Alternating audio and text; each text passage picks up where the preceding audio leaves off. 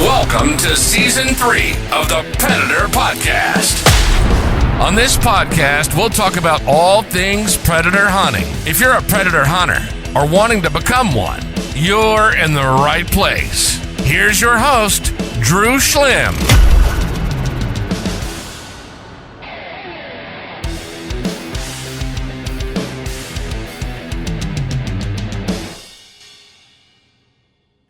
What's up, guys? Predator Podcast. I have another off-season episode. I've got Joey Wirth here today from Close Encounter Guided Predator Hunts. I'm sure you guys have seen him on here before. You've probably seen him on the Fox Pro podcast. You've watched his videos. You've seen him all over the place, and I'm pumped to get him on here today and talk about some cool stuff with you guys, talk about his summer. We got a cool event coming up here in a few weeks, and Joey and I are going to kind of cover it all. And Joey, thanks for coming on with me today. No, my pleasure. I appreciate you having me back on. Awesome. So as I mentioned, there's an event coming up in a few weeks. It's the first part of September here. We got at the end of the month coming up, we have the Dark Night Outdoors Thermal Invitational, and Joey and I will both be there. So if that's a plus for anyone, we will be there. If you want to pick our brains, meet us in person, whatever, we'll be there. Bunch of stuff going on. The first thing first is that it is 100% free. There is early registration that's going to get you in on some drawings for some different things, but we are giving away, I believe, 2 thermals and a bunch of different items. There's a QR code that's to sign up on the Dark Night Outdoors website. I'll see if I can link the flyer, but make sure everybody can see that. What else? Let's see. Knock picks, IRA Ricks reps look like they're going to be there. You get to demo some of the latest thermal optics. Rumor has it there might be some new releases at that show. Yeah, and I heard the same thing, and hopefully everyone comes to see those. And obviously you're going to be able to look through thermals in person if you're thinking about getting something, or if you just want to look. We're going to have, a wide variety of all the latest models of thermal from different brands you can look at. You can compare them side by side. There's going to be raffles, giveaways, and of course the thermal shooting competition. I know that was a big hit last year. See what you guys can do with the thermal. And yeah, so it's the guns, ammo, targets, everything is provided. I even think there's going to be some beer there. And for those of you that like to have a beer, there's going to be beers and some hot appetizers. So all of that is much more exciting than me and Joe being there, but we will be there. Yeah. So yeah, I'm excited because I didn't get to go last year. I was busy guiding, so yeah, I wasn't able to make it there. But to be able to compare optics side by side, plus there's no entry fee. There's free appetizers, so you get to go there, have a few beers, have some food, play with new thermal optics, compare stuff side by side, and do a shooting competition. That sounds like a great time. Yep. And the date, for those of you who want to know to get it on the calendar, it is Friday, September 26th. So the last Friday in September. It's coming up in a few weeks. This episode drops on September 1st. So you got a few weeks to plan. Load up your truck, take your buddies down. I know it's about a 2.5 hour drive for me. I'm taking a truckload down. I think it's even farther for you, isn't it? Yeah, it's a few hours, but I drive all the time anyway. So right. No big worth it though. So for those of you that are even within a few hours, I think it'll be worth the drive down there. Yeah, and I think it opens at 4:30. Yep. And I'm actually doing a short calling seminar starting. I start at 5:30. Yep. So I'll be there with my notepad to get some notes from Joe as well. So you guys can sit by me. And yeah, the show giveaways start at 6:15. Thermal shooting contest about dark, and then should wrap up around 9:30. So looking forward to everybody who's going to make the drive and make the trip It's always fun to talk to people in person. I love the trade shows, the meet and greet type things. It's just super fun to talk to people in person. I know it's people can message you on Instagram and Facebook and stuff, but for me, it's super fun to put faces to names and get to talk to people in person. So I'm looking forward to it. Um, and for those of you who have been hunting, haven't been hunting, hopefully you've been following along, seeing what Joe's been up to.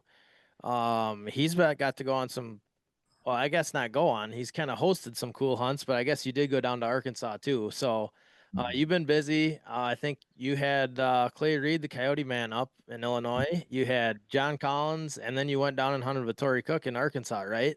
Yeah, that's right. So you've got to do a bunch of cool stuff. Can you kind of recap some of those hunts and tell us how that was? Yeah, yeah. So it's been a weird summer for me. I haven't normally I spend all summer guiding, just scouting and guiding. And I feel like I've really just been scouting. The rain, I only booked weekends this summer, and it feels like every weekend we have rain roll in. Yeah. And I've only guided, I think I've only guided one hunt this summer, like actually guided with paid clients. And outside of that, I had my rifle sponsor Jake from One Shot. He came Yep. down, which was okay. We had a day here.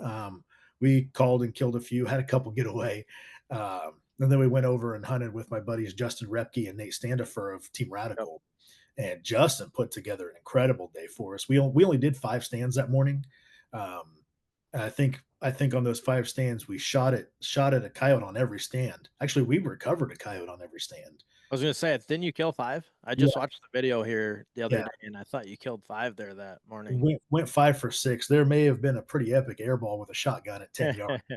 Probably the biggest coyote I've ever seen in my life. But Was that with a shotgun?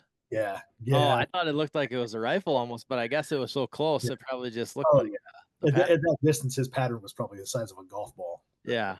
But yeah, we had a phenomenal morning there, and then shortly after I had Clay Reed, he came up from Texas. Supposed to be 2 days, he was only able to hunt one. He had something come up at the end of the first day, so he had to leave early, which is going to be fun because we're actually swapping hunts. So I'll be going down there in October to hunt with Clay and film with him for a day or two, uh, Nice.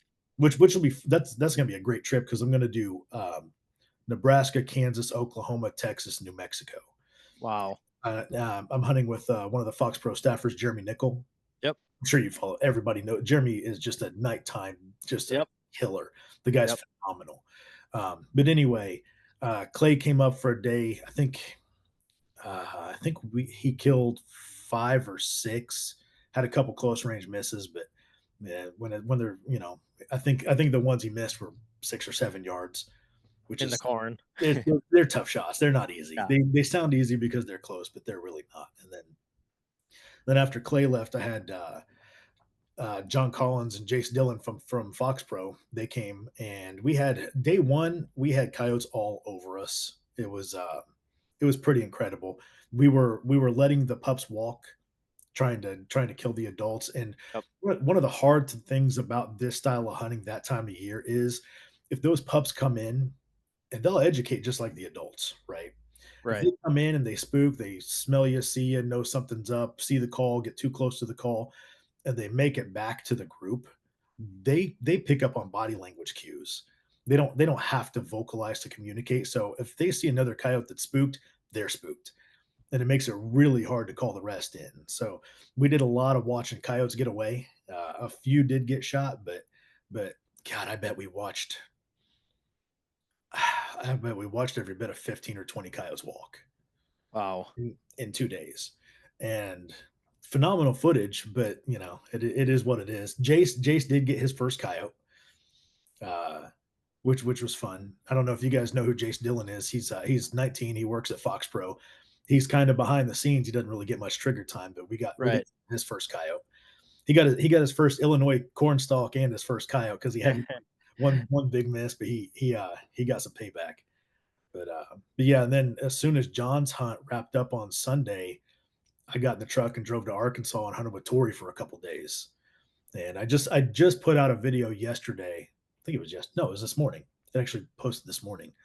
We did a little coon calling, little coyote calling, kind of mixed it up a little bit. So and then as soon as that was done, I had a client come and kind of a rough day on that one. It was just swirling wind. Here hunting those edges where the Yeah. corner meets the tree rows, it just swirls. If it's below 8 to 10 miles an hour, it just swirls nonstop. Yeah. I We would believe have that. we would have coyotes. You could hear them running through the corn, just dead sprint straight at us, and then just hit the brakes because they catch that swirling wind.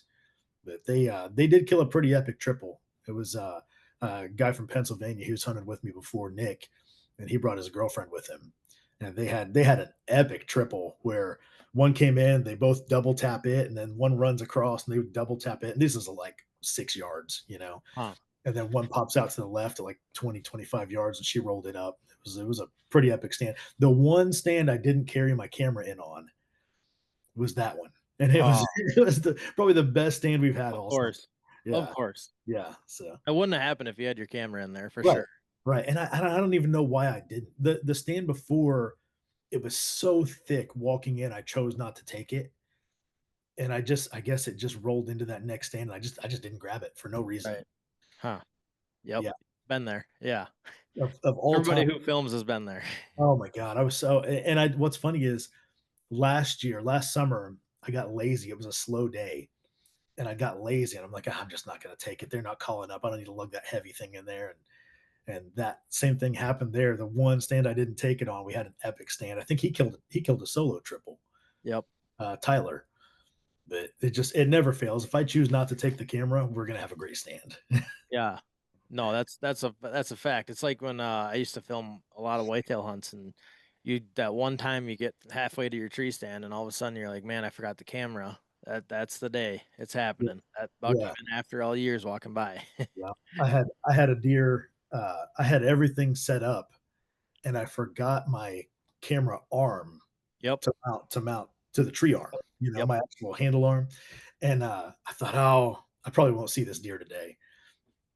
20 yards, perfectly broadside, exactly where I had hung the camera arm to look down that trail. I mean, just couldn't have been perfect. Stop broadside right on the trail. Sun behind me looking down on him. It was as perfect as it could get.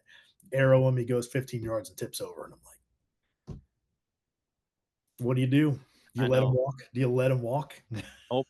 I wouldn't. Not me. I'm not going No, to. me either. Do you still whitetail hunt at all?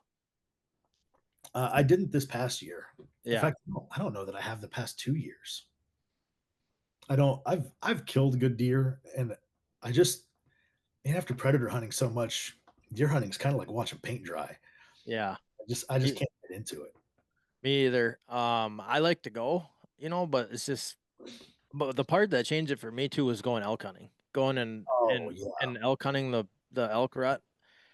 After that, I just like it's just hard for me to get excited about it. But I like to go get in the tree during the rut for sure. I love experiencing the rut and stuff like that. But it's not if I don't get one or I don't make it out as much as I want to. I'm not gonna be heartbroken about it. what state did you elk hunt in? Montana. I've been to Montana 3 or 4 times and Colorado once, but Yeah, rifle or bow? all bow. Yeah, so I've archery hunted. I've killed a couple of elk, DIY public land in Idaho, um, which is a great place. And I get so I'm just a hunter, Yeah, like it's just I can't help myself.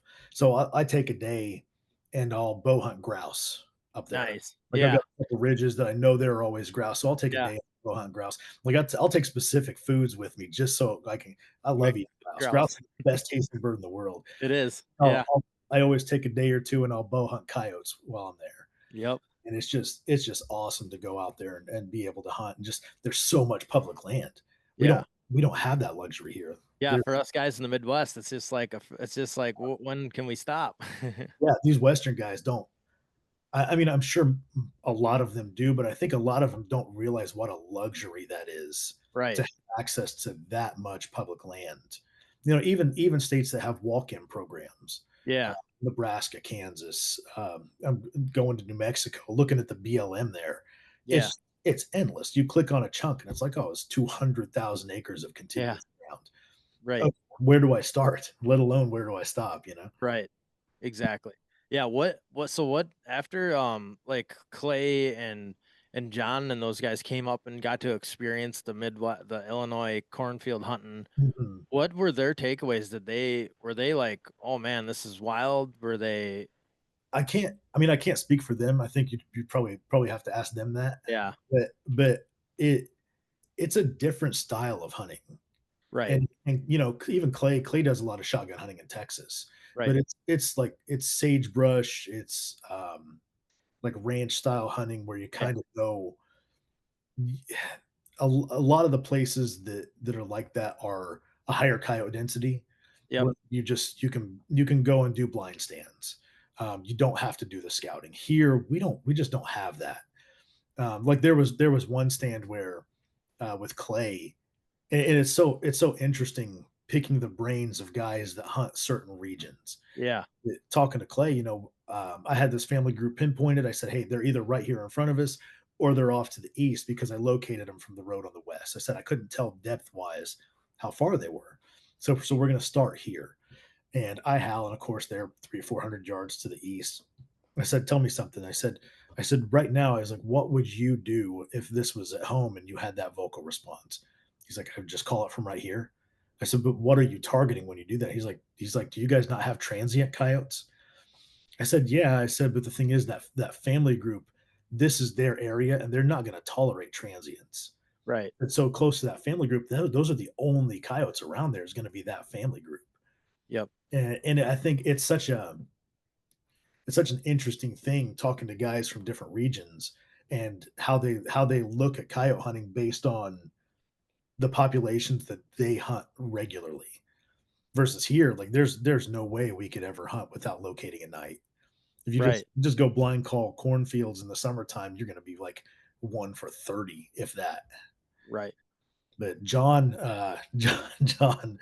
John, we'd have these stands where coyotes would run over us, and they'd just be popping up in the corn, and finally get a shot at one, and I'd look over, and John would just have this little kid grin on his face, like, you know what I mean? You could tell he's really yeah, having fun doing it. So he doesn't get to do a lot of shotgun stuff. Most of what he does is right, rifle. So I yep. think I think he enjoyed the change of pace. Yeah, it's different. Yeah, and I just, fun part, even me going and hunting with the people that I have in Kansas, Texas, wherever it is, like you always pick and pull little things out of people. Um, and I like, just sometimes I just like bouncing questions off them, like, hey, what, like you said, like, what would you do in this situation? Or, what do you like, I was hunting with a buddy in Kansas, and, I was like, "Hey, what would you do differently?" And, I remember him being like, "Man, you gotta crank that call up. Like, you're too soft." Or, maybe he wasn't saying I was too soft, but just, like, saying, like, "I would be louder if I was you, otherwise," On the X24, I'll run my rabbit sounds on 34 out there, Yeah, which is pretty loud. that's loud. And I kept experimenting, just getting louder and louder and louder. And the louder I got, the more I called in. Right. And I think the only thing that keeps me from calling louder is that mental block of thinking this has got to be too loud. Yeah, at some point, this is not realistic. Yeah, yeah. At a point, I'm gonna have diminishing returns. But yeah, like hunting with Tori. Uh, oh man, we go down rabbit holes when it Yeah, I comes. can imagine. Yeah, and it like we got to be careful calling each other because we're gonna lose about an hour and a half of our Yep, lives because we'll end up going down a rabbit hole about behavior or setup or theory or because we think a lot about the theory behind coyote hunting, not just go out and press buttons and call, but the theory and the behavior and the biology and the family structure, the social structures, like those are the things that interest us. yep, Yeah, and it's fun hearing it from him being in a totally different terrain, and it's the same exact concepts except you're substituting cornfields for pine plantations. right, yeah. And when you 'cause you, like, kind of what got you into predator hunting was hunting with Tori, right? Like, So a couple years I ago? I Can't started, relate. let me think, December of like 2012 I killed my first coyote, Yep, and from December to summertime I think I killed like 15 or 20, right? yeah, just have no idea what I'm doing. Most of that was I knew where coyotes were because I spent so much time out there, Yep. and I could kind of catch them in areas where they were passing through, and be close enough to them to like lip squeak them in or coax them in or and shoot them. And I I started thinking about. I was like, okay, I enjoy this. I'd really like to get good at it. And I started researching different people in the hunting world, and I came across MFK's videos. And I called Tori up and I said, "Hey, by any chance, do you guide? Because I really just want the information. I was like, I'm happy to pay you to go hunt with you because I want the information to take back and apply it." And he's kind of laughed and he's like, "Yeah," he's like, "I was actually just talking to my wife, Tori Lynn, this morning about guiding some." So I was one of the first people that booked a hunt with Tori when he did guide. And that was a Right. very brief window that I happened to catch it just right because he didn't do it very long. Right. So I went down there, and in the first year I went down, we did 3 days. I shot two coyotes, but the information I got was phenomenal. Like Yep. the fact that it was a slow hunt didn't mean anything. Yep. So the next year I'm like, okay, I feel like I'm getting this. I've gone and I think I killed 40 that year total. So I was kind of figuring it out. And this is before thermals were a thing. Did a little bit of night hunting with lights, but killed 40.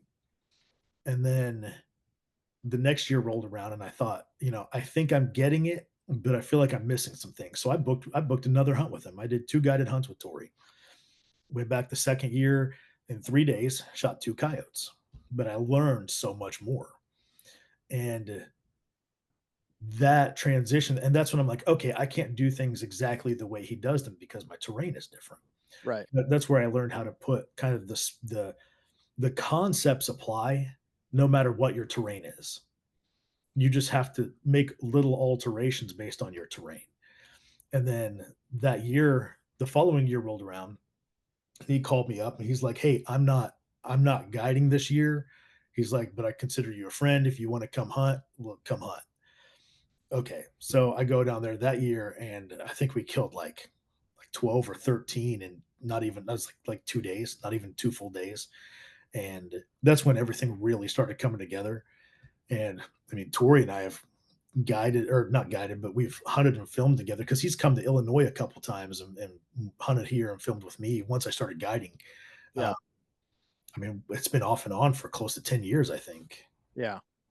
And yeah, so you've done that you when you went down there with him those first few times, that was in Arkansas too, right? Yeah, it was. So the Arkansas thing wasn't necessarily new, but that's sort of where it started for you guys. So Yeah. what's that like going down and hunting in Arkansas? Because that's from my understanding too, that's kind of big, huge blocks of timber cover, right? Yeah. It's so different than here because here we have giant cornfields, Yep. right? And we're trying to call the coyotes. And this is specifically for summer daytime hunting. Yep. Of course, we do things very, very different in the winter and night season, right? Yep. Obviously. But summertime, we're trying to call them to the edges of the cornfields and shoot them before they see us or smell us. But that's the window we have is usually 7 yards, give or take. Most shots are under 10. Yep. And there, it's these huge pine plantations. So in the way that I'll use the edge of a cornfield or the edge of a bean field or where corn meets a tree row, he'll use the timber in the same way where there will be a kind of a thicket area in the timber that connects to a drain, like a water drain. It's basically a dried up creek bed Yep. that opens up into the timber. And we're trying to call them out of that thicket that they're holed up in. And it's the exact same concept. So once you kind of get used to that idea of it's the same thing just with different vegetation, then it really becomes pretty easy. But he it's a funny thing there though because locating in that timber because we're using a lot of logging roads, Yeah. and even if we're on like a county road, there's timber on all sides of you, big tall pine trees forever. And we'll go out and locate and the coyotes will be howling and I'll have no idea where they're at. But directionally, I can't pick it up because it just bounces off of everything. Right. I'm not used to it. And what's funny to hear is I'll get clients from different areas and they get out in this open stuff and they hear the coyotes and they're like, "Where is that?" and I Yeah. know exactly where it is versus I go there and hell, I'd be hunting the complete opposite direction if I was hunting by myself there. Yep. Yeah, I have a really hard time telling what direction they are.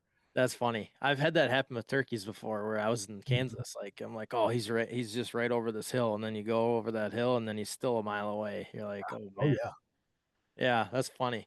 I could totally see that. Just from the places I've been, I can totally see that. I think it was like that when we were in Texas a little bit too. Like they sound like they're, because it's all you're in that low mesquite country and they sound like they're right there. And you're like, man, but I don't know if the sound just travels so much more because it's not like there's leaves or, Oh, anything to yeah. soak up sound. There was a night, I think it was last year or year before in Indiana. Justin Repke was hunting with me. It wasn't Justin. I think it was Justin. Anyway, we heard this group of coyotes went over there to where we thought they were. We had literally misjudged them by a mile, like literally by a mile. And we get over there and they howl again, and we're just looking at each other like there's and a lot of people the way they sounded from where we started, a lot of people would have just tried to call them up from there. Yeah.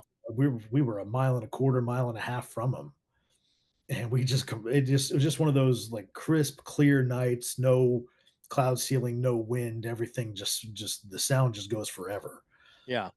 And we've also had nights where we've heard a group howl, and I'll look on Onyx and look roughly where I think they are and say, "Hey, I've got that field." And I remember there was one spot where I pinned where I thought they were, and I like just nailed it perfect. It was 1.54 miles on Onyx, and it just goes to show how far that sound carries. Yeah. They do. Yeah, they do. I know it's crazy, especially in the winter. Up here where you're at, where I'm at, not terribly different, but you hear some howl and you're like, man, that's a long ways away. Like how that's crazy. Sometimes I'm like, can they even hear me? Or are they just howling to Mhm. howl, or are they howling at other coyotes or whatever? Like sometimes I'm like, there's no way they can hear me that far away, but you Well, never there, know, especially they get up on like where you're at. I know it's more flat, but for me, like if they're up on top of a hill, oh, yeah, oh man, you can hear them from a long ways. projects over the top of everything. Yeah. Well, it's like here in the summer they'll howl in the cornfield, and like when the call is going, like if I'm running a howl, the Yep. coyotes will be howling back 50 yards from us. And most of the time, clients don't realize they think it's just a call. They don't realize that's coyotes howling back. And I'm like, hey, shoulder your gun. I noticed that in one of your videos the other day. I was watching and I'm like, is that the call? And Yeah. all of a A lot of sudden, I'm like, coyotes. wait a second, that's Yeah. not the call. Yeah. Yeah. So Boone Lone Wine House is exactly 1 minute long. Yeah. And if we get the setup right and they're in the same place from where I located them, most of the time they're cutting the call off or they're running in on those first set of howls. Yeah. Interesting. That's how it was when Nick and his girlfriend killed that triple the other day. Yeah. They cut it off and they're sitting there with their guns across it. And I'm like, hey, they're right there. They're 20 yards from us. Yeah. Is it harder to tell where they're at with when they're in those cornfields just because like there's so much vegetation? The sound can't travel as far, I'd imagine. Depth wise, they're usually closer than you think they are. Yeah. When they're in a cornfield, that corn is just a wall, man. It eats up a ton of sound. Like I've Yeah. had coyotes that I thought they sound like they're half a mile away, but then when you start doing the math, and like a 40-acre square is 440 yards by 440 yards, right? Yep. And there will be like a cornfield that's that 440 surrounded by beans. I know they're not in the beans, so I'll hear them howl and I'm like, they sound like they're half a mile, but there's no way they're more than 440. They're not in that bean field. They don't like to go through bean fields this time of year. It's just too thick for them to go through. Yeah. That's true. And they are thick, and especially those younger ones. I mean, you can't even see them in there. Like they're gone. The Beans are adult, some of the these bean fields are chest high. oh yeah, our beans. Most of our beans right now are chest high. Yeah, You yeah, don't realize driving by, you don't realize how tall they are until you have to walk through one. yeah, You're walking down a row and the beans are, right here beside you. yeah. We haven't had any rain this summer, so I mean nothing's grown.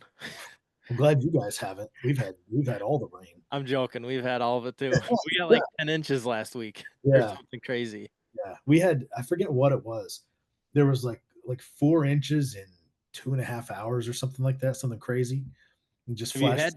Have you had trouble with stuff being wet and not being able to get into places at all? Or No, because it's like it's only on weekends. yeah, We'll get a big downpour, and then by the next day, it's usually gone. yeah. And most of the places don't even get muddy. Like, and it's so When it weird. rains so hard, the water just runs off. By Wednesday, the ground is, cracked and dry, but Yeah, it pours on the weekend. And like there, I have had places where that really fast rise in water bumps yeah, the cars around.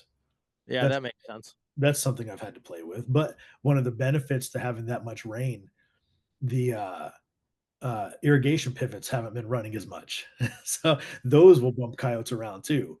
And when I you locate suppose. it, yeah, when you locate at night, there's an irrigation pivot running, 50 yards from you. You can barely hear the coyotes howl back. So that's been kind of nice not having to deal with that. Yeah, that makes sense. Hmm. Um. Okay, before we start talking about like your early fall, September, October type hunting, one thing that I've had in my mind, um I know it's a when I've brought this up or when people talk about, taking a break from coyote hunting. Okay, you're gonna hear some people that are gonna say, "I never take a break. I hunt year round." Why would you take a break? Or how do you call yourself a coyote hunter if you don't, if you stop hunting them? Whatever. I've heard all of that, but I'm a little bit on the opposite side of like I think it's healthy to take a little bit of a break, even if it's a couple weeks or something, because like for me, I like to take a little bit of a break to, okay, do I need to change my something that I'm doing with my equipment? Do I need to, have I Mhm. been dealing with an issue in my setup that I'm, need to fine tune? Do I need to reload? Do I need to change bullets? Do I need to, whatever? What's your thought on, kind of taking a time to kind of regroup, assess your situation, kind of along those lines? I so the way my when I think about like my coyote calendar for a Yep. year, my year starts in June, right? That's when I'll start locating and finding the new family groups. So my like I don't I scout a lot, right? And Yep. that's why my hunts are as productive as they are because of the scouting. So I will spend my downtime scouting. And I think that makes a big difference. But giving them a break just from hearing a call is, I mean, so Illinois, we have a 4 month night season, Yep. November to March. There are a ton of people in Illinois that would love to have year round night hunting. Yep. Like And we do. yeah, and little do they realize, yeah, that'll be great for the first year, maybe two, but you're going to end up with educated coyotes all year long because of it. Because the absolute, I would say in Illinois, 98% of the hunters only hunt during the night season. They might Right. do a stand or two in the daytime, but they don't day hunt here. Yep.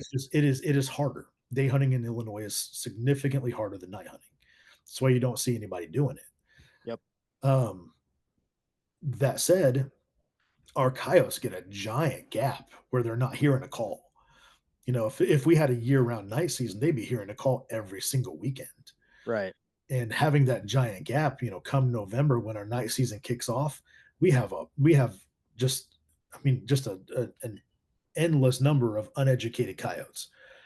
But come February 1st, you start seeing guys posting in the groups that hunt in Illinois, hey, it's slow all of a sudden. This is happening. I'm like, yeah, you've beat the crap out of your groups for the last 2 or 3 months, hunting the Right. same 10 properties over and over and over. It's like they're educated. And, Yep. and then they go and wish that they had a year-round night season. I'm like, that's the worst thing that could happen to us. We have great hunting for 4 months. Yeah. And if we go year round, we're not going to.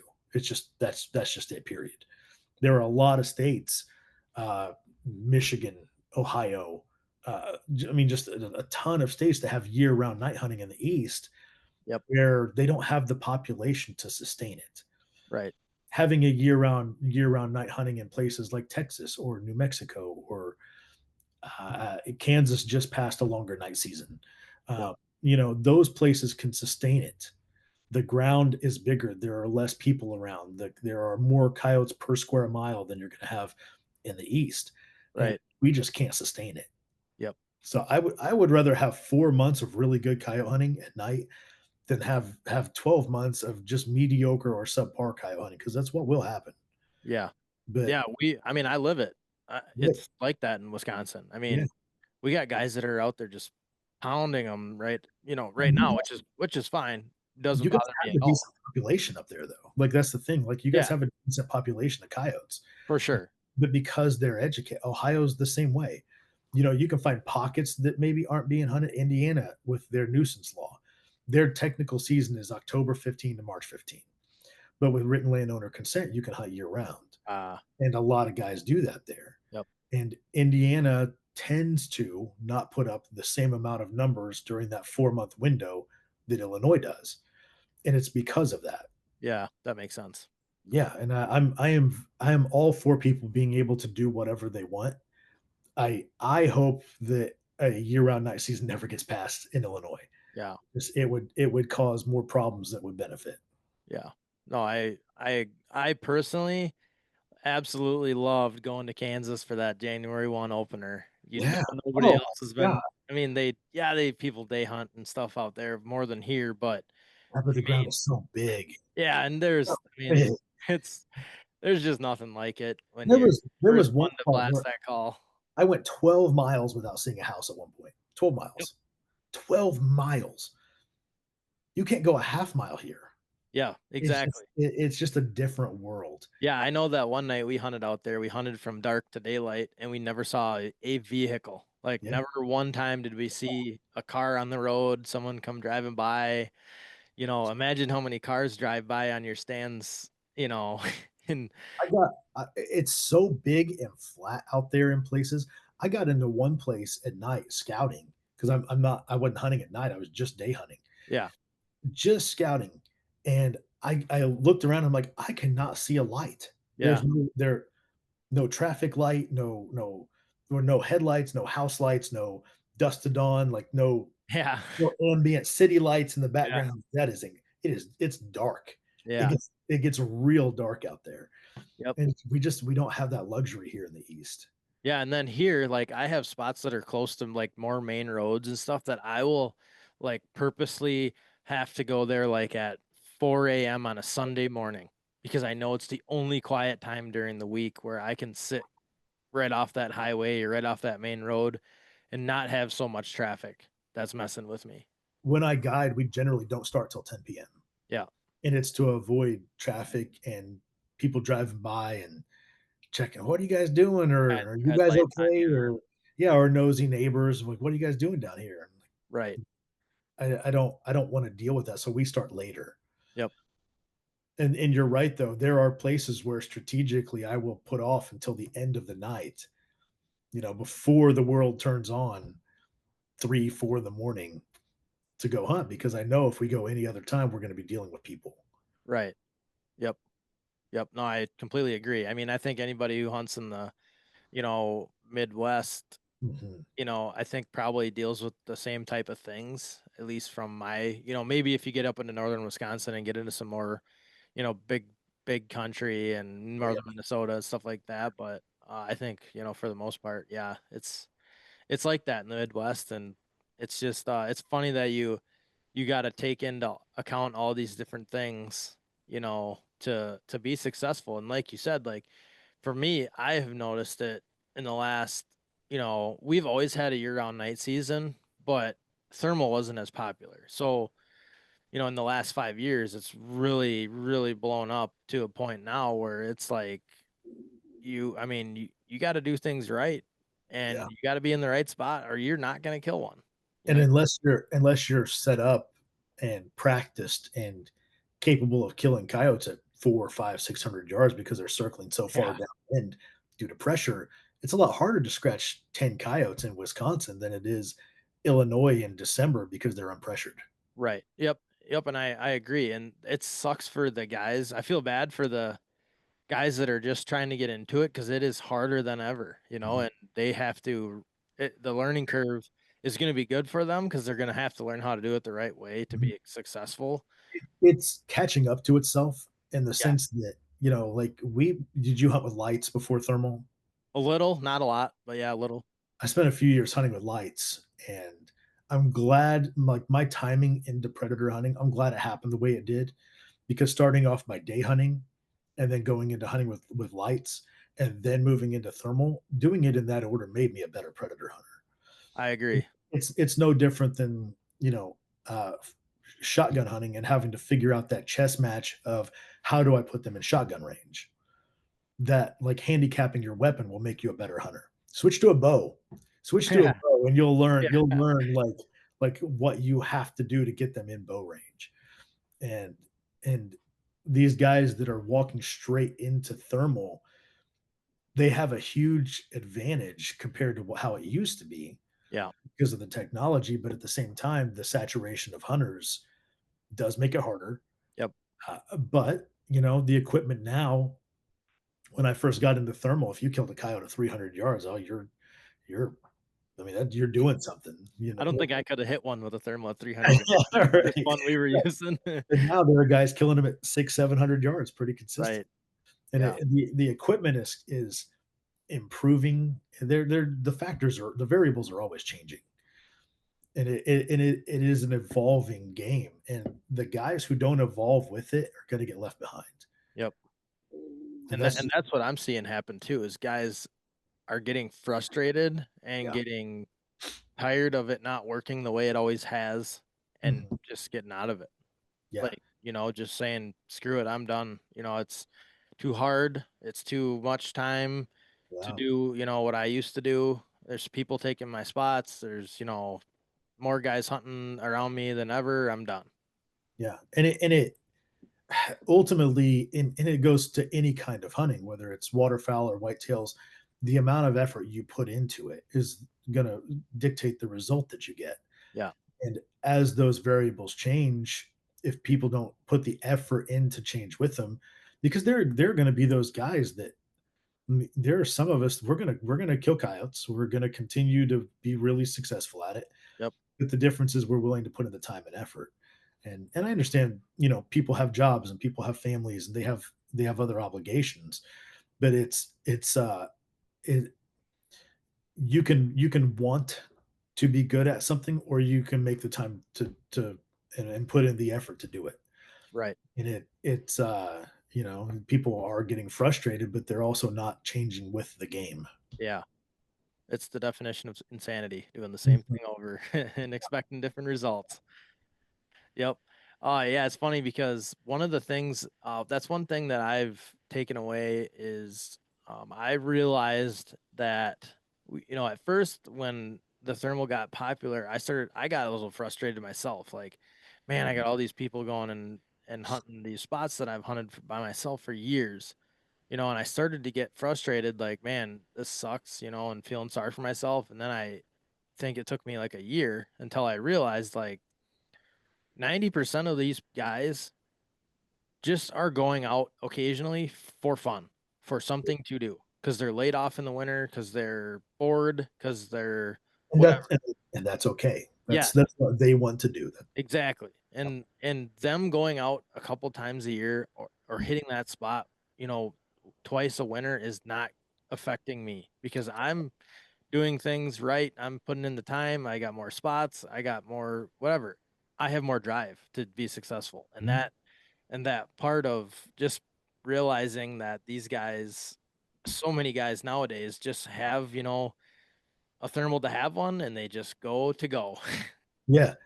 Yeah. Well, that's like my clients. The vast majority of clients that I get, they book a hunt, and then at some point they'll tell me, "I'm really just coming to learn." Yeah.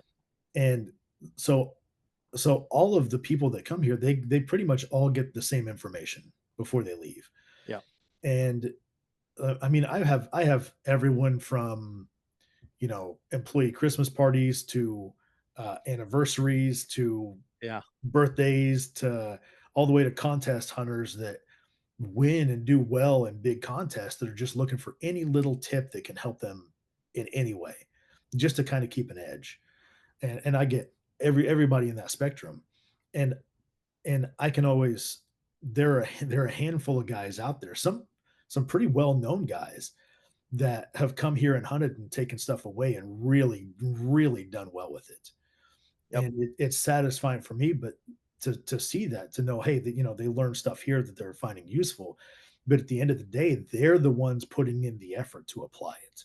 Yeah. Because John over here, he came and hunted, he pulled the trigger a few times, he didn't do anything with the information he got, and Jason over here, he's taken everything he's learned and applied it and studied it and done the trial and error and put in the time and effort, and he excels at it. And it's really satisfying for me, for those guys to take the information, take Yep. it back home to their terrain and do well with it. Yeah, I totally agree. I've seen it too. I'm sure you hear it a lot too, but like I've seen where guys are like, I can't believe that you did that. I can't believe you walked that far to set up there. Oh Or, yeah. like, I'm not doing that. Like, I'm not going to do all this. Like, Oh, you're nuts. Like, I'm not going to do this. This is too well, hard for me. This is too much then you're not work. going to kill that coyote. Yeah. Like, why would you do that when you could just set up right here, 50 feet from the road? Like, what? I don't get that. You Because know? that coyote's not going to come 800 yards, but that my coyote might come 400 if I walk 400 over there. Right. That's Yeah, the and I'm difference. sure you get, with you hunt with a lot more people than I do, but like I'm sure you hear it sometimes too, where these guys are like, "Man, you're nuts." Like you you you are a next, like, I think then that's where people realize like you are at the next level. Like, and are you gonna go to the level, or are you gonna just, keep just doing your thing? Yeah. The guys that we start to walk in and we walk through, like, down a row of a cornfield getting scratched up and Yep. soaking wet in the morning, and then we have to walk through a tree row where the briars, you could trust fall on the things, they're so thick. Yep. You bust through the briars and get cut up and the mosquitoes are biting you, and we go through all that, but then we get to shotgun a coyote at 5 yards Right. because we put in the effort to get to the right place, Yep. where most guys aren't going to do that. That's why nobody day hunts in Illinois. it's Yeah. it's hard, it is hard, and it Yeah. takes a lot of effort. Yeah. Nobody day hunts here either. I mean, it was I day hunted only for we actually I lied. We used to hunt the full moons in the snow occasionally, which with, regular scopes when I was younger. But like I day hunted for 10 years pretty much exclusively before, ever really getting into the nights. And then I remembered messing with lights and then infrared and, all that different the different things that you do on your journey as a predator hunter. You try to do it another way and something new all the time. But yeah, it's funny talking to guys and hearing all the different perspectives. And I think it'd be interesting to hear all the things that you hear when you do things a certain way and guys are like, huh. I I remember I was hunting with a guy one time that was like, we did like 4 or 5 stands, and I'm like, okay, the wind's blowing here, we're gonna cover that, downwind over here, whatever. And he's like, man, I'd never hunted with the wind before. Like, never even thought about it, never yeah, crossed my mind. he's just like, I guess I've never even thought about where the wind's blowing. Like, Yeah, I had this one client who will remain unnamed. he he didn't have much experience coyote hunting, and he wanted to come and shotgun coyotes. Okay, first stand we blank. Second stand we walk. The way we walked in, well, okay. The first time I went and hunted with Tori, we crawled through a thicket, literally crawled through a thicket, and I'm like, these guys are mess. It was him and Kerry Wayne. I thought, these guys are messing with me. They're yep, trying to see what this dumb Yankee will go through to yep, try to kill a coyote, and we got to the other side of it and killed a coyote, right? But I'm sure this guy had the same thing going through his head, because we set up, it's, imagine a giant cornfield yep, with just a grass waterway that's knee high, yep, that's 8 yards long and 4 yards wide. That's it. The wind was out of the north that day, and that was the only reason we could set up on them. So we're facing north. We're on the south end of that little strip, yep, and we get in there, and he looks around and he just shakes his head. I was like, "What's wrong?" He's like, "Why are we in here?" He's like, "This is just ridiculous." He's like, and he was upset. yeah, Like, he's like, "This is just." He's like, "There's no reason to ever be in here." I said, "Listen." So just sit here. I said, "You see that spot where those corn stalks are a little further apart than the other ones? yep, There's a path worn out where they come in and out of here. So just point your shotgun right there. And in his defiance, he sits down in his chair, puts a shotgun across his lap, and crosses his arms. No. Okay. And I started calling, and all of a sudden, a coyote pops right in that little hole. And he doesn't do anything but turn around and look at me like, there's a coyote right there. I'm like, I told you, like, there's a reason we're in here. And, you know, doing things in an unorthodox way and just that trial and error and being willing to fail and Yep. being willing to let coyotes get away in exchange for learning something, that the moment I was willing to make that trade is when I was able to really take off in predator hunting. Yeah. There's one video, man, I got so much grief for it. It was at night. I called in a group of 10 coyotes. And I mean, like ran over the call right Yep. in front of me. I shoot one and I just put my safety back on just to see what would happen. And they kind of scurried around, went back to what they were doing. And I thought, man, that's incredible. Most people would have shot this field up and maybe killed two or three. Yep. And when they went away, they kind of went away in groups, three or four over here, two or three over here, and they kind of so I just kind of watched them for a little bit, and I went over here closer to this group. I was able to get one to come in. I went over to this group, got him to come in, shot two of them. I ended up killing five before I left, and it was because I was patient and willing to not shoot. I was willing to let all nine of those other coyotes go Yeah. just to see what happened, and that was the stand where I stopped shooting at runners. Yep. That was the deciding one because I had seen hundreds of runners get shot at, and very rarely do they get hit. Yep. And there are some guys who are great at running shots, but statistically, they are a much lower percentage than a standing shot. I'd rather see someone shoot at one standing at 300 than running at 50. It's just Agreed. a higher percentage shot. Yep, I agree. Yeah, I think that that's one thing too. I think I had a similar situation this year, um, and we killed seven on a similar situation where it was like 30 minute span. Like guys are like, "Oh, what were you playing? Like what were you doing?" I'm like, honestly, like I just shot one and then I just let it play out. Like I just Yeah. was super patient. I shot four, like, and I should have shot five. Somehow my scope like glitched out, and I had one come by me at 160 yards, and my scope was messing with me, and I didn't get that one killed, but I still killed four. And like I shot the one, and it kind of squealed a little bit, and another one popped over the hill, and and I just let it come, let it come, let it come, and just that little, you know, bit of patience. Again, I think most people would have just went, "Oh my gosh, look at all these coyotes," and just started just pounding on the trigger and Yeah. running the bolt or refilling their magazine or whatever. And Having that composure is yeah, is important. I've watched grown men have full on meltdowns. There was there was one there was one I had these guys from Northern Illinois, and I don't remember. One of them had either never killed a coyote or he'd killed a couple. But I call in this group of 9, right? yep, And at this point, we don't shoot at runners. This is well, I've already got this rule in effect, and I don't count a shot attempt with clients at night unless it's under 200 yards and stationary, right? yep.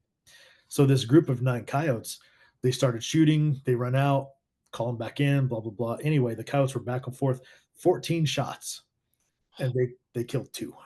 Oh no. One of which I had to go and finish with a pistol.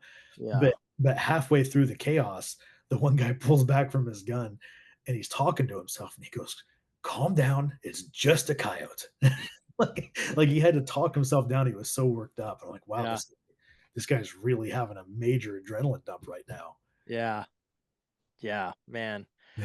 I get pretty excited in the daytime. I mean when I shoot one in the daylight, I get pretty jacked up. Yeah. I think, coming back to your point of, when you're willing to let one go away, for the, sake of learning.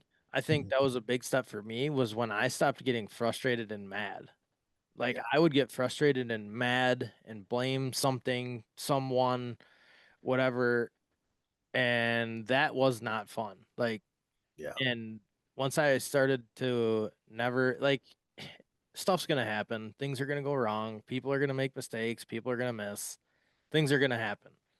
But if you can just take away, the positives out of it, the what you learned, what could you do differently versus why did I do that? Just taking those as learning experiences versus getting because I think I would get so frustrated and upset about what I did wrong that I couldn't learn from it, if that makes sense. Yeah. That was like I spent one summer just bow hunting coyotes. Yep. Um, and man, I learned so much that summer because the thing about it, it's easy to get them called in, right? Yeah. Getting drawn on them and not getting busted is really, really hard. And you learn to be patient. And I've got a ton of videos of coyotes just dead to rights in front of me, 10, 15 yards, Yeah. howling in the open, just a ton of it. And I've got one, I think it's on my TikTok, but these two coyotes are in a waterway in a cornfield, Yep. freshly mowed waterway. They come out, get across, call them back out. They howl right in front of me. When I draw, you can hear while they're howling at 15 yards, you can hear this rattling sound, and my arrow came unknocked. Oh Well, I'm no. standing there full draw, trying to figure out, trying to figure out what's happening. My arrows rattling around in my other arrows in my quiver. So I'm Oh. trying not to dry fire my bow or spook them. And I ended up calling them into that waterway 3 or 4 times. And the other times I never could get a shot at him. But the last one, the coyote literally stepped on the call and spooked off. And it just shows you how much more you can get away with than you think you can. Yeah, for sure.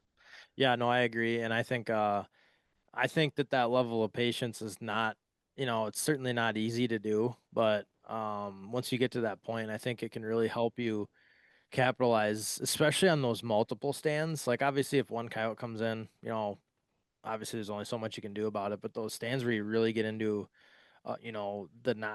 we had that happen this year too, a 9 pack that just came piling in, ran the call over, Mhm. and we got 3, I think, but again, we were able to call them back. We were able to, kind of do that. And I think that most people, I think maybe just shoot one and then just start blasting at the others and call it a call it a wash, you know. Yeah, they do. And it's that human nature where they put so much time and energy and money and what they view as effort that they've Yeah, put in. Watching a coyote run away, to them, it's literally the opportunity running away from them. yeah, And a lot of times they just don't have the composure or the patience and a lot of times, man, if you just let that coyote go, you can call it back or yeah, you can get it to stop. yep, And yeah, it, there are a lot of guys. John Collins is the same way. He's not a fan of running shots. yep, I feel like we and I touch on that every time we talk. We just we've seen too many get missed. yeah, And I've had clients that get upset with me because I won't let them shoot at them running. And that for me is as much a safety thing as it is anything true, because I know in this window, yeah, if there's a coyote running, we can shoot, but behind this block of trees is a house yep, 400 yards away, and I know that, but they don't. yep, So they get, I've had a few get upset because I won't let them shoot at runners, but I yeah. can't, I'm not gonna no 30-pound coyote's worth taking a risky shot over. No, absolutely not. No, I agree. Yeah, I did drastically cut down on shooting at runners. I was trying to think if I did shoot at any once I started shooting a bolt gun. I don't think I did that I can recall. I only remember one stand that we had one come in kind of backdoored, winded us, that I was like, probably should have just shot at it. Like, might Hmm. as well at that point. It winded us. It's gone. Like, never. It was not stopping. It was not coming back. Yeah. But it was one of them deals where you're just like you got into the habit of not shooting at them, and you're just watching it, and all of a sudden it's like, okay, maybe I should shoot. Oh, it's gone. All right. Yeah. Now, I have made a couple exceptions toward the end of the night season where I know they're going to get a 2.5 3 months off of Yeah. being called to. I've let a couple clients shoot at runners, especially if they're coyotes that I know are already pretty educated. Yeah. Yeah, send it. Like, Yeah. if you hit it, great. It just takes one more educated coyote out of the pool. But Yeah. Exactly. the ones that circle it 300 yards and they miss it, I'm just like, yeah, just tee off, Yeah. But like if we're in an area where we can do that, but for Yeah.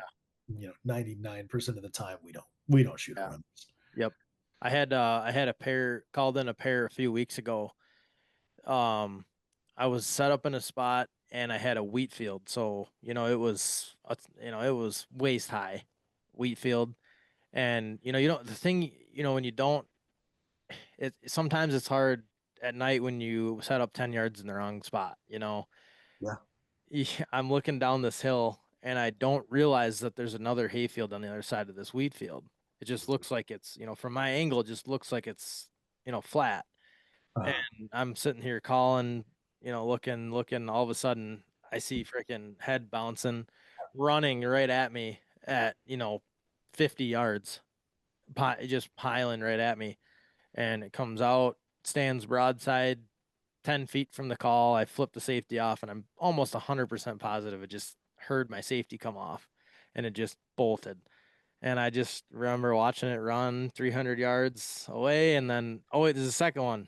Come back on the second one and watch that one run 300 yards and up and over the hill, gone. I'm just yeah, like, well, I screwed that up. yeah, and there are going to be times where that happens. Yep. I've But seen if it can go wrong, I've probably seen it. yeah, that's what I always say is like if there's a way that they can get around you or a way that they can, you know, conveniently exploit your setup, they will. Oh yeah, It's hard for coyote hunting now, especially to say, let's just sit right here, it'll work. Like they won't do that. No, they yeah. will. Yeah. Well, that's like this daytime close range shotgun hunting. If they want to circle 30, 40 yards out, we're never going to see them. Yeah. There are absolutely times that happens. Yeah, I figured that. I watched that one where I saw somebody was like following one through the corn with a shotgun and then it just keeps on going. And I wondered that like Oh yeah. it's gotta happen plenty. Yep. I'm sure it happens more than you even know. Oh my god. Yeah. And like we don't start right at sunrise Yeah. just because the light, it's not light enough yet. We don't a lot of times we don't start till 10:30. We'll Right. have 10:30 till close to sunset, and kill just as many in the middle of the day. Right.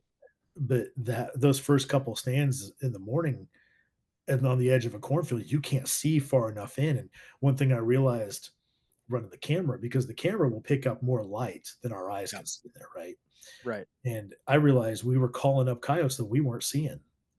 I'd have the camera pointing in there and have a coyote walk through, and we'd never even know it was there. Right. Yeah. Yep.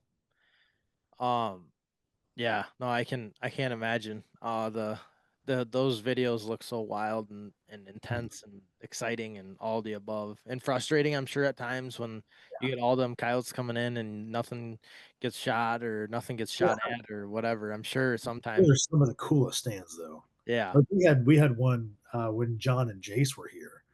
That and going back and looking at the footage, so all the young ones came in, and we were holding out for an adult, and I mean, like came in like back and forth in front of Yep. this, like could have spit on the things. And there ended up being one adult that was moving around back there in the corner that I could see from my angle. I don't know if Jace got it on his camera. I haven't talked to him about it yet, but there was an adult in there that we could have shot had we realized it. But just the chaos of him moving through the corn, 4 or 5 coyotes. It's like watching shadows move around. It's hard to keep Yeah. track of. But it was an incredible stand. Not a single shot was fired. Right. No, that's part of it and that's part of the fun too, Mhm. you know. So, as as I mentioned, this is early September. Um, you know, September, October. What's your hunting gonna look like now? You said you're going traveling all over starting in October? Yeah, either the very end of September, after the Thermal Invitational, Yep. or 1st of October, somewhere in there.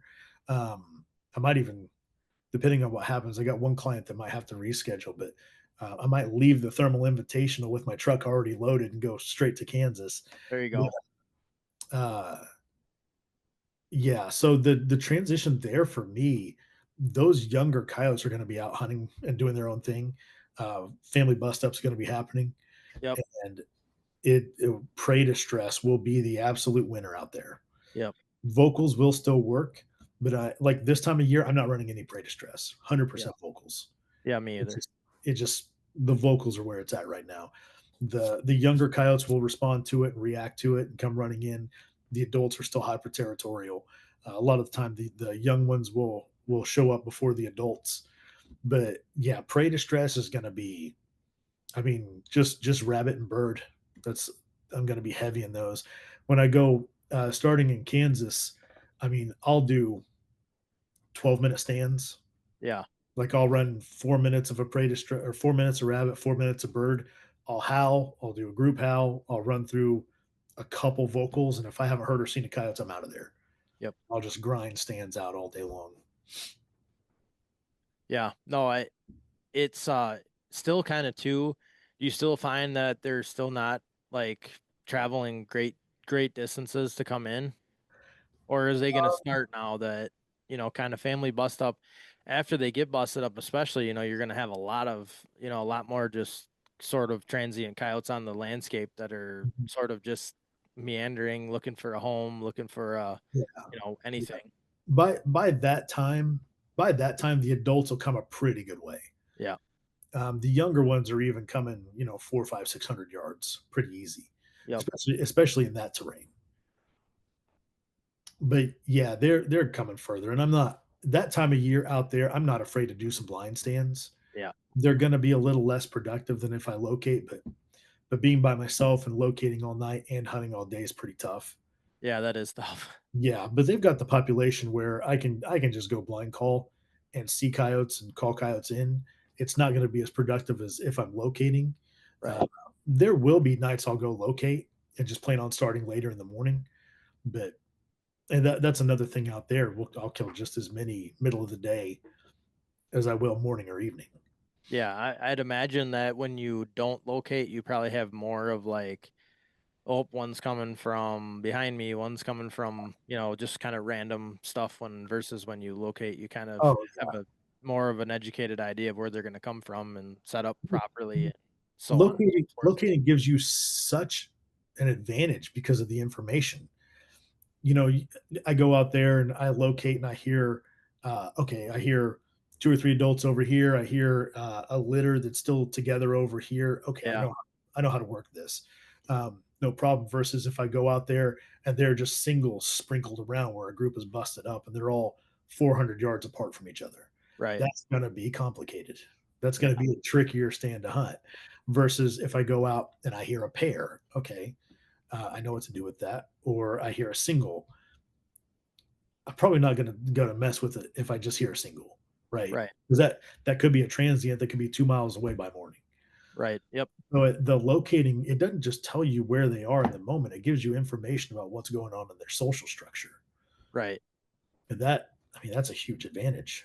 Yeah, for sure. Yeah, if you know you're going into okay, still a family group, okay, or hey, it's a pair, it's a dominant pair, it's whatever. That's a huge advantage. I could see that, for sure being huge. And then I said, I'm always thinking about the setup and the wind and the whatever. And if you can say, all right, they're here, I'm gonna get here so I can, blow my wind this way and whatever, see my downwind, but so on and so forth. But Because it's um, out there, the ground is so big, you can miss that group by half a mile pretty easy. yeah, And for half sure. mile might be whether they come in or not. Yeah, yeah, oh yeah, for sure. Or if they want to, they will get her again. Like the country's so big, if they want to, they'll get around you.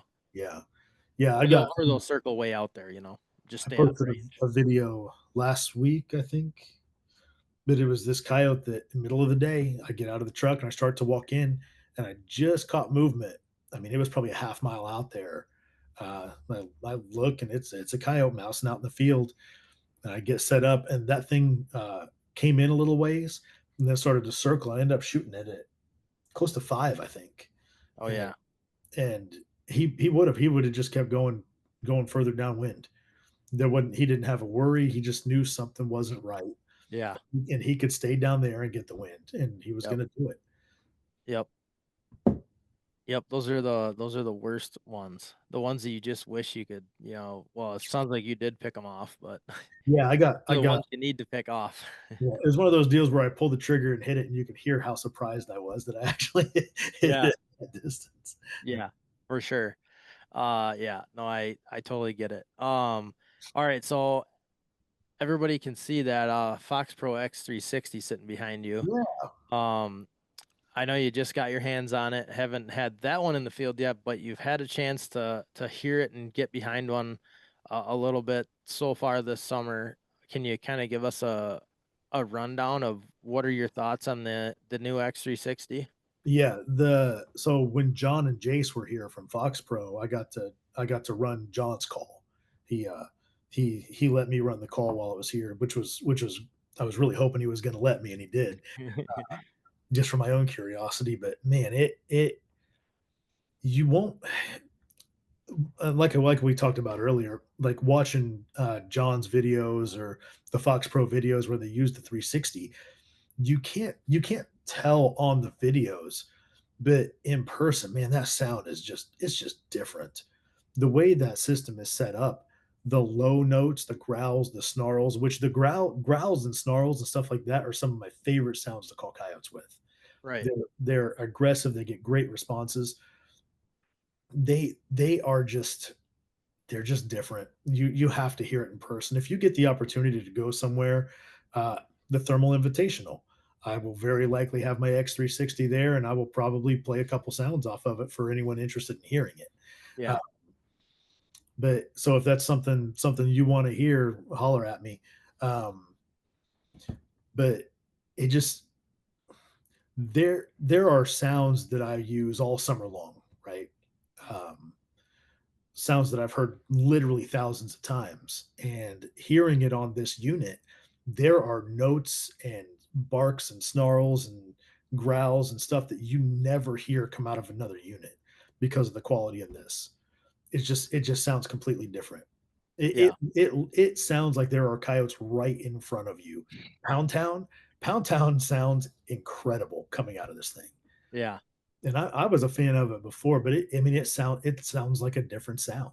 Like Yeah. those low notes are just they're so prevalent in these in coming out of these speakers. It's nuts. Yeah. No, I have heard the videos and like you can notice bits. I didn't notice it like, oh man, that sounds really good, but I did the same thing that you're saying. I'm like, wait, are those coyotes? Yeah, Or and then you're like, wait, no, that's the call. yeah, So that's when you know it sounds good. I've had that happen a few times. Like one time I was on a stand and accidentally clicked the call on, like with it like knocked into my binoculars or something, and the call fired off in a group howl or something, and I was like, oh no, there's coyotes right here, but it was just yeah, a call. But yeah, yeah, um yeah. No, I'm excited. I think I know people are gonna say it's big and it's expensive and it's whatever, but like what do we do that's not expensive? Like I mean, look at our thermals, look at our tripods, look at our yeah, everything's expensive. Like yeah, if you it want to is. get really good stuff, you got to pay for it, unfortunately. And And if you're gonna do it for a long time, if you're in predator hunting and you plan on being in it for more than a few years, to me, it's worth the investment. right. 'Cause it's the kind of call, and you can just tell grabbing a hold of it. This thing is built like a tank. I mean, Yeah. it's gonna take some abuse, Yeah. and it just I think it's worth the investment because long term, if you break down how much usage you're gonna get out of it, and having the multiple speakers, I'm really excited to night hunt with it Yeah. in open terrain. I do think that 360 feature is going to call in more coyotes. Yeah. 'Cause I'm there thinking there there are times where I'll be out at night, where I'll have the call 75 yards from me, and the coyotes will howl back behind me, and I'll have to run out there, change the direction of the call, turn around, like, reset up, yeah, whereas with that, you're not gonna have to. You can just call it from where it is, right. because that sound's gonna be projecting that way. Coyotes will naturally go to the front of the sound source. So, the odds of calling more coyotes in from different directions are a lot higher with this one. Yeah. That makes sense. Have you ever hunted gray fox in Texas before? I haven't. I'm hoping when I go to New Mexico that I might run into some gray fox. Nice. Well, I'm just thinking that if guys are gray fox hunters and they're gonna use this thing, I oh just- my gosh, I can't I'm just imagine the wild yeah, stands that you can get yeah, yourself into with that. yeah. Uh yeah, because those things already kind of come in from who knows where, but I can't imagine if you're blasting that 360. Um, I gotta imagine that would get pretty western, but I think for bobcats too. I mean, they tend to move directionally. especially them when they aren't as concerned about the wind. You know, Right. you know, They obviously, they we all will have our move thoughts that they it. are, they Yeah. will sort of worry about the wind, but I'm just meaning in general, they're probably not going to make a 300-yard loop around you. No, they're not. I don't think cats. I don't, I don't have a ton of experience with cats. I need to actually post about that. The Illinois. When is this episode dropping? It's September 1st, which that's when that it's opens up to send in Yep. for Illinois cat tags. Yep. If you have a hunt booked with me for this night season before February 10th, get into the Bobcat lottery. It Yeah. opens today. If this drops September 1st, it opens today and closes at the end of September. Yeah, I'm gonna send in for Bobcat lottery and for Illinois. I was because I'm only 25 minutes from Illinois, and I have Yeah. some good connections and landowners and people that I can spin down there and hunt. And my question is, I was reading online. It says it's roughly 20% odds of drawing. Is that accurate, or is it higher?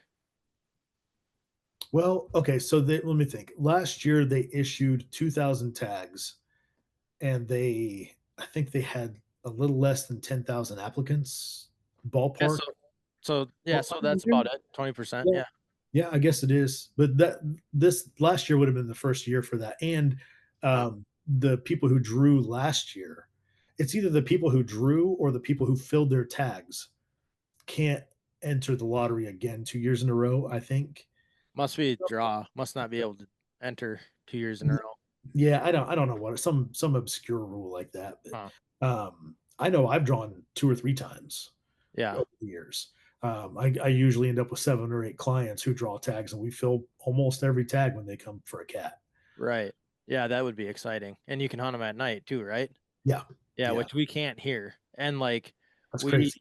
we a lot of my buddies had 2 points this year, and I thought they were all going to draw, and then none of them did. So that sucks that it's going to be 3 points for people to draw. So like if you can only essentially shoot one every 3 to 4 years, or even get a tag, I guess. I wish the cat season was in when I go to Kansas, but it's Yeah. cats and badgers. I've seen badgers every time I've gone to Kansas. Really, I've never seen one. Oh I've yeah, never seen a badger in Kansas. I called I one don't think. like 20 yards. Hmm. The call. I knew something was coming because it was a real like brushy, like sagebrushy kind of area. Yeah. It was in western Kansas, Yep. and I heard this pheasant kind of alarming, and I'm like, okay, something's coming. And next thing I know, here comes a badger to I want to say cocktail sauce, MFK cocktail sauce. Yep. He circled around and looked at the call. Got great video of him. It was a cool encounter. Huh. But I see a bunch of cats out there. Yeah. Can't shoot them, but Right. Yeah, of course. But then you go out there during season, you won't see them. yeah, yeah, that's that's the way it goes. I know a bunch of guys that kill a lot of cats out there. Yeah, me too. Yeah, it would be so fun to be able to, you know, not that you'd, you know, waylay all of them, but like it would be super fun to be able to go daytime hunt cats Yeah, like you shoot one every day if called one in. That'd be so fun. I've never gotten really good daytime video of a bobcat. Hmm. That's on my list of all the stands I've done in the daytime. Yeah. I've had a few where I've called cats in with clients, and a lot of times they don't realize that you can't move. Yeah. Like if you move, they're going to pick you out. And Right. it seems like every time one comes in, the client will be like, "Hey, there's a bobcat over there." They'll point at it. I'm like, stop pointing at it. And the cat just runs off. I'm like, I Yeah. can't do that. Because I'm trying to just video it for fun. Yeah. Totally. Yeah, the one that video you have of that, was it through infrared, or was it just was it a spotlight? Oh, a cat? Yeah, you had that one cat It's video. so my camera has a night vision setting, and Yeah. I can run an IR light with it, and it records pretty well in night vision. Yeah, I noticed that. Yeah, I've got some pretty good cat videos with that, but I want that crisp daytime, like Yeah. 30 yards, count the whiskers on its face kind That of. one, the Team Radical guys did that one last year, right? That one they shotgunned? That was We were both hunting that day. yeah. We had gotten snow, which was like heavy snow, which is rare Yeah. for, and we get cold, we get real cold, and we get ice, but we Yep. very rarely get big fluffy snow. Yep. And we were kind of having a little competition amongst ourselves to see who could get a daytime cat. And Yeah. we called coyotes in, uh, and let them go trying to kill a cat, but they got incredible footage of a cat daytime Yeah. snow. It They was cool. It was this tiny little patch of timber, and they set up right on top of this thing. Yep. Because I think the snow kind of, like, big changes in weather like that, I think the wildlife will kind of shut down for a day or Yeah. two. Yep. And I think they just, and they knew there was a cat there. I think, like, had called one in there at night previously. I think, Yep, I think that's what they said in the video. They had called one there at night once. yeah. And they're just like, we're just going to get right on top of this thing and see if it's here. And they did, man, and it was great footage. Yeah, it was cool. It was super cool for sure. Yeah. Yeah, they got one up on me on that one. Yeah. No, yeah, that was cool for sure. I had one time in Kansas that uh if I would have had a camera guy, I would have seen it. So that would have helped. But I had one in Kansas one time where I was it was a Friday and I can work remotely for my job. I can work from my phone, handle emails, handle things, whatever. Mhm. I'm dealing with a thing from work and I'm trying to, messing with my phone, calls playing. All of a sudden I look up, I'm like, oh, my spinner is not on my call. I better click that back on. And I clicked it on my remote. And then as I clicked it on, I looked up and a cat goes airborne to try to grab my spinner off Oh, my call. And my that's call's awesome. 30 yards away. Yeah, that's awesome. And I'm like, oh, That stuff that happens. yep. You do it long enough, you'll see some weird stuff. Yeah, for sure. When are you going back to Kansas? Well, I think we will probably go around the 1st of January again. It's just seems like it works out for everyone with their work schedules and whatever to go around that first part of January. But Are you doing, like, public or private? we'll do both, but we obviously at night you can only hunt public, so or sorry, private. Yeah, Only yeah, hunt yeah. private at night. Yeah, So we don't we wanna get that wrong.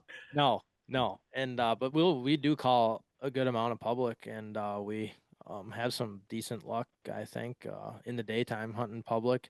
I just think that we go back into places farther and, kind of get off the beaten path. Unlike, I think a lot of people just set up Yeah. in the first easiest spot and, call. I think, last year we had one spot where we went, it was a decent long walk. It was about as long as you want one to be, way Yeah. back over this ridge and sat down and like in 40 seconds we had a pair just absolutely run the call over. And like that was on public.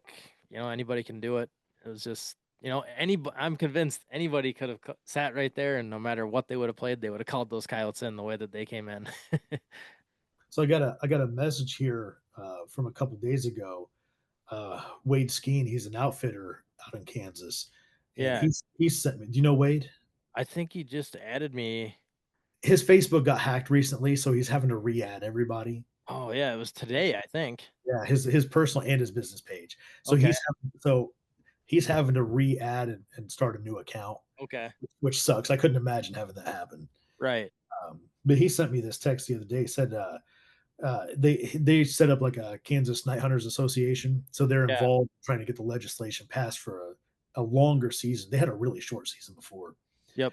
Um, but it says, an extended coyote night vision season that would include September 29th through December 2nd and December 15th through the 31st has been proposed but is not yet in effect.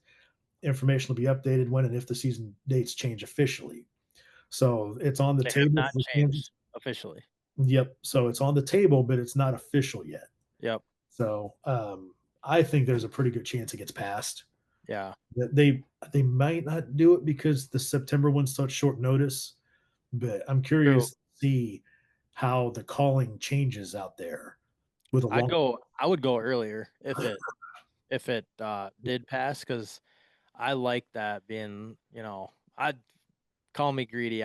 Don't you can. Just I like being that first ones out there.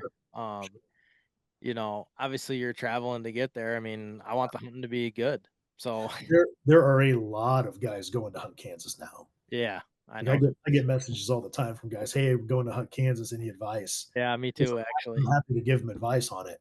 Yeah, Uh, I think there's enough out there for everybody, but it it it is gonna get saturated at some point. yeah, The quality of calling is gonna go down.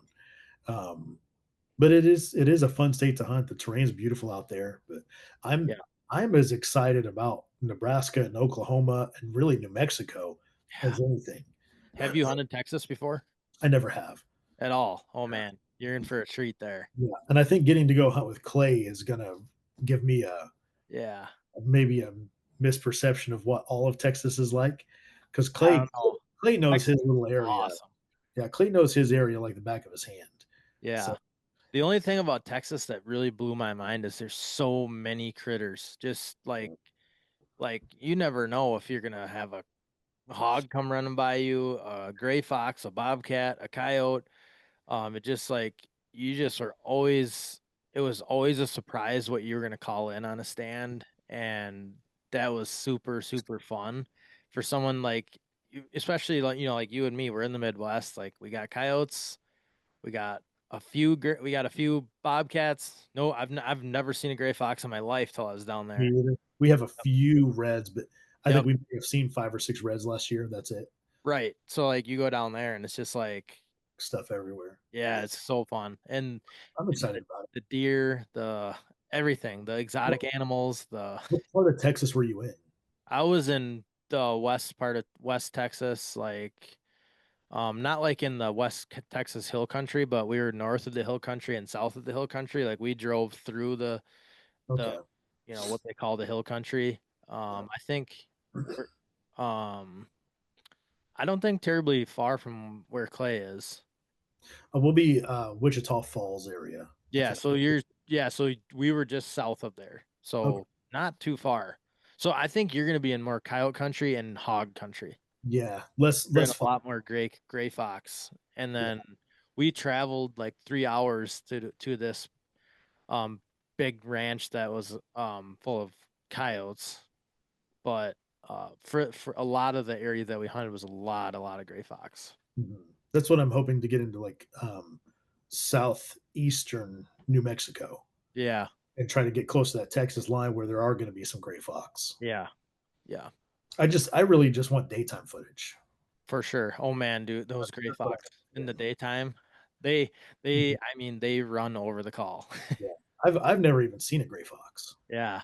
Well, they're way smaller. When you picture a fox and then you go down there and you see them, they're small. Are they? Yeah. They're fun though. You're gonna love it, and especially if the daytime because I know the way you like the daytime and the film and stuff, and the way that they bomb in on you in the daytime. I hope you get into some. I'm pumped about it. It'll be fun. It'll be fun looking at new terrain, if nothing else. It's gonna be a fun swing of states. Yeah. Hopefully, Yeah. you got enough ammo. Yeah. Yeah. Yeah. Hey, if that passes and you get into Kansas early, holler at me. I'll be there probably for a week or 2. Okay. Yeah, that'd be awesome. That'd be fun. I love Kansas. I actually love almost everywhere in the West is so much fun Yeah. compared to here. Well, but, like, yeah, Nebraska has the sand hills. Yeah. Kansas has, I mean, everything from ag country that looks like here, that Yep. all the way to I've seen tarantulas in the desert out there, like the Yeah. Flint Hills. There's Yep. you get up into like Northwest. It's just different, Yes. and like it's almost like every state has its own terrain features. Right. Oklahoma, I'm excited. I can't wait to see Oklahoma. I think it's Oklahoma's sweet too. I've never yeah, hunted there, but we drove through it in the daytime. We actually saw a bunch of coyotes just on the road, yeah, in Oklahoma, and the country looks super cool. yeah. And hunting there, I'll be like I said, I'll be with Jeremy Nickel. Yeah. we might hunt at night a little bit, but I think we're gonna mostly just daytime film. Yep. Like I told him, I was like, I just want to shoot one. Other than that, I just want to film him hunting. You Yeah. know, I don't care to shoot a bunch of coyotes, but just Yep. getting out there, new terrain with different people, I think will be a good time. Yeah. No, that's gonna be a blast. That'll be a hoot. I'll be watching and trying to keep up with you and see how you're doing. That'll be fun. Hopefully the weather plays out for you and you have a bunch of good calling. Yeah, it's one of the downsides about only doing a day or two in each place. You just never know if you're going to run into weather. Right. Yeah. I will say though, out there, I think that the weather changes really don't affect them like they do here. Like Yeah, I know one time we had like a little snow and like literally the second the snow was done, they were just piling in. Like, and really. I feel like that if that was here, I'd have been like 48 hours before I was calling Yeah. back. Any big weather change, I kind of anticipate a day or two of it slowing down. Yeah, so that's one advantage out there, I guess, that I've noticed anyways, but yeah. Well, cool, man. I appreciate you coming on with me. I'm looking forward to seeing you here in a few weeks at the Thermal Invitational. Hopefully, all these guys are gonna come see us and check out some thermals and see if they can win the shooting contest or a thermal or Yeah. who knows. A couple big But raffles, I think. yeah, for sure. There's I think two thermals there's given away for sure, and there's some other stuff as well. Um so hopefully lots of people and lots of fun and we will see you guys there. So anyways, thanks for coming on. My You pleasure. can give everyone the rundown of where to find you. I'm sure everyone's following you by this time, but give those guys who are new where to find you and find your videos.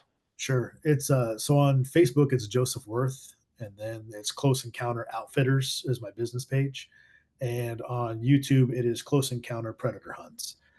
I also have Instagram. I have a TikTok that's Close Encounter Predator Hunts. And I have an Instagram. I don't do a whole lot on there. Usually whatever's on Facebook is also on Instagram. Yep.